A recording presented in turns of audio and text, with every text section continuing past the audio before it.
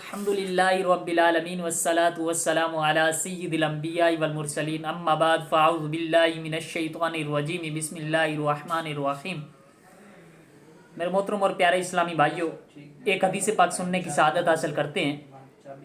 ان عائشہ رضی اللہ تعالی عنہا قالت قال رسول اللہ صلی اللہ تعالی علیہ وآلہ وسلم ان اطیب ما اکلتم من کسبکم و ان اولادکم من کسبکم۔ میرے محترم اور پیارے اسلامی بھائیو، یہ جو حدیث پاک میں نے پڑھی، یہ جامع ترمذی شریف کی یہ حدیث ہے، حدیث نمبر 1358، اور حدیث کا جو حکم ہے اس کو صحیح حدیثوں میں شمار کیا جاتا ہے۔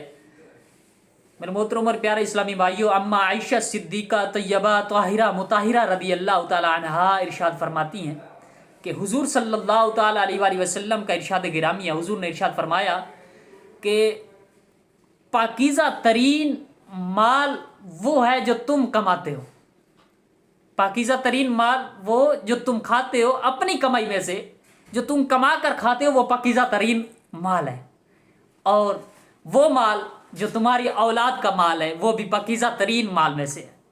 اسی طرح میرے محترم اور پیارے اسلامی بھائیوں، اگر والدین اولاد کا جو کمایا ہوا مال ہے وہ بھی والدین کے لیے بالواسطہ والدین کا مال ہے، اور اولاد کا مال اپنے والدین پر خرچ کرنا کبھی واجب ہو جاتا ہے اور کبھی مستحب ہوتا ہے۔ اگر واجب کی حالت آ جائے، اولاد کا مال والدین پر خرچ کرنا واجب کی صورت آ جائے، تو اس وقت والدین اولاد کے بغیر اجازت کے بھی اولاد کا مال کھا سکتی ہے۔ تو میرے محترم اور پیارے اسلامی بھائیو، ایک اور مقام پر حضور نے ارشاد فرمایا کہ تمہارا مال اور تم اور تمہارا مال یہ تمہارے باپ کا ہے۔ تو اسی طرح میرے محترم اور پیارے اسلامی بھائیو، آج فی زمانہ ہم لوگ اپنے والدین کو کیا سمجھتے ہیں، والدین کے ساتھ کس طرح کا رویہ اختیار کرتے ہیں، والدین کو ہم یہاں تک کہہ دیتے ہیں کہ آپ کو پتہ ہی نہیں ہے سارا کچھ میں چلا رہا ہوں۔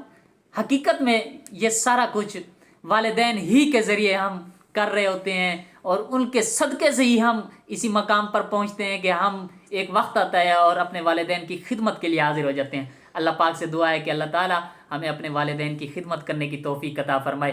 آمین بجائے نبی الامین صلی اللہ تعالی علیہ وآلہ وسلم۔